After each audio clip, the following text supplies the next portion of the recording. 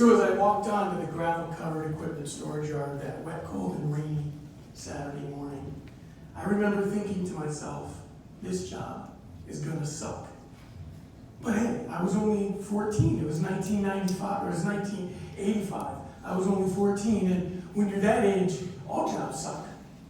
But what would really suck is not having enough money to buy Christmas presents, because it's November and Christmas is right around the corner. So this job was just a means to that end, an opportunity to make money so I could buy presents so we could have a great Christmas. So my boss's name is Stu. He's the owner and operator of this landscaping company in Albany, New York. My job was to help Stu transform his gravel-covered equipment storage yard into a Christmas tree sales center. So as I showed up at that yard that morning, Stu was already in the back dragging trees off the 18-wheeler. 500 trees had just arrived straight from Canada. And I was immediately tasked with the sucky job of racking and stacking these along the perimeter fence line. So I immediately recognized I was very underprepared for this job. I had forgotten the single most important article of clothing required, and that was gloves. Gloves. So the moment I touched that icy cold, wet tree trunk to pull it off the trailer, my hands froze. And as I'm pulling that tree off the trailer, a bough branch springs loose from the plastic netting used to ship all the trees in, and it pokes me in the eye. And as I travel through that long Saturday morning, pine needles get in my hair, down my back, poking and pricking me when I least expect it. But finally, I survived. I made it to lunch. I find myself eating a peanut butter and jelly sandwich, and what was only maybe 3 or 4 bites of this sandwich, Stu comes around the corner and he says, "Hey Patrick, are you ready for part 2 of Christmas tree sales setup?" Rolling my eyes because I could care less, I just listened. And he says, "I want you to pound in the ground 100 wooden stakes, straight lines, keep them 4 feet apart, make them go 2 feet into the ground." Now these stakes were about 4 feet long. They were 2 inches in diameter, and they had a sharp, pointy tip. Now I was no stupid. I knew this is November in the Northeast, and the ground was kind of frozen over. It was going to be tough getting those stakes in the ground. But what I didn't realize was under the ground, 8 or 9 inches. So as I set up that first stake and I start sledgehammering it in, it does take a little effort, but I break through the earth crust. And so now I'm hitting it harder and it's going in. We're about 8 inches into the ground when suddenly the stake stops short. I hit something. So I whack it again and the stake just vibrates in place. So I do as any 14-year-old would do, thinking might makes right. And I step back from that stake and I take a full sledgehammer swing into that stake.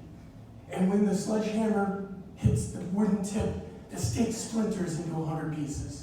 And what I realized that morning is, this is the Northeast. There's hundreds of rocks 8 inches under the ground. Stakes won't go through them. So, and because, what did I forget? I forget my gloves. I had blisters on my hands. And now these blisters have cut open, and the salt and sweat from my salt and the sand is getting deep into the blisters. My hands are stinging. But I managed to pound in those 100 stakes. Stu comes around the corner and he says, "Good job. Now, I want you to take 100 of those Christmas trees and tie them 1 to each stake. When you get done, don't let me see the string. Pull the bough branches down. Make these trees look alive." So I do the job and I get 100 of them strung up. And then, now it's close to dinner and I'm tired. My blisters are open, my hands are frozen, they're stinging. I just want to go home. And Stu says, one more task. You see that big giant pile of mulch over in the corner of the yard? I want you to take that mulch with the wheelbarrow and the shovel, spread it all over this gravel-covered equipment storage yard, 2 inches thick, and take extra care to take that mulch and get it under the trees and around the tree trunk. So I finished that last job, and now it is dinner time. I know Sunday morning's coming all too soon. I'm tired, weary, I just want to go home, and I do so. I go home. And sure enough, Sunday morning comes all too early, and as I approach the yard, which is now arguably the Christmas tree sales center, there's Stu finishing stringing Christmas lights from one end of the corner to the other, and now soft white glow tops the trees, and there's Christmas carol music playing in the corner from the old boombox, and Stu comes up to me, and he says, "Put on your Christmas tree salesman uniform," and he throws me one article of clothing. It's a Santa hat. It's not just any Santa hat. The night before, he had glitter glued my name in cursive along the white, fluffy front brow. And as Stu puts his hat on, I put mine on. And he stands back and looks at me and says, "Now you're an official Christmas tree salesman. Go out and sell me trees." And just as he speaks these words, 3 cars pull up. Families get out. Little kids race each other into the Christmas tree farm and vanish amongst the trees. And that morning, I sell trees. But something happens. Something happens around mid-morning. I find myself in the center of the Christmas tree farm. It's peaceful, quiet. There are no customers. When suddenly, I hear a voice. "Excuse me, sir." I turned suddenly because I had never been called sir in my life. And there is a little boy looking up at me, maybe the age of 5 or 6. He says to me, "Do you work here?" Rolling my eyes unenthusiastically, I say, "Yes." He says, "Oh my gosh, this place is so cool. I've never seen so many trees in all my life. My daddy let me pick our Christmas tree. He's with the man right now cutting it down. It's so big, I don't know how we're going to get it through the front door."